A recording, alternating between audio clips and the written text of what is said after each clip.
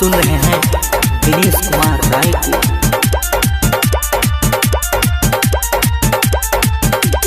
देवरा फार दल को चोली के सियानावा, होली के बहानावाना।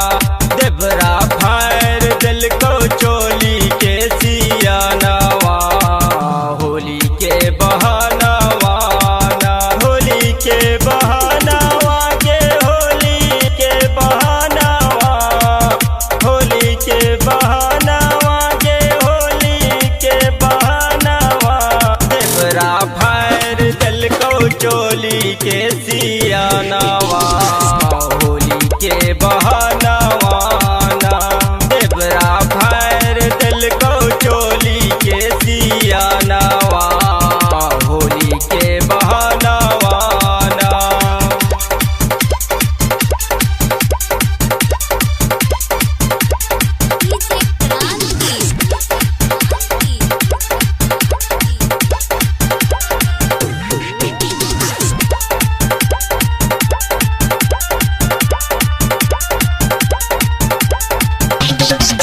दोनों फूलल फूलल रहे हमर माल गे, तोरे देवरा फड़लो चलिया हमर जान के।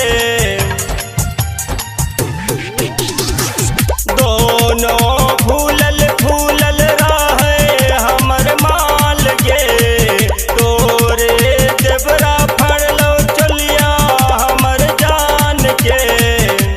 हमर फूलल फूलल गल के दिल को रंगाएगे, होली के बहानावाना। तोरे देवरा फरलो चोली के सियानावा, होली के बहानावाना।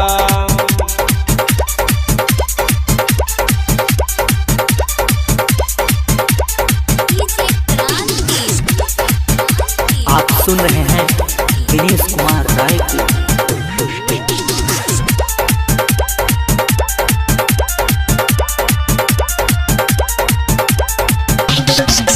होली में छुओ हमर गोरे गोरे गाल गे, ढोरी का देखो दिदिया रंगा वाला सार के।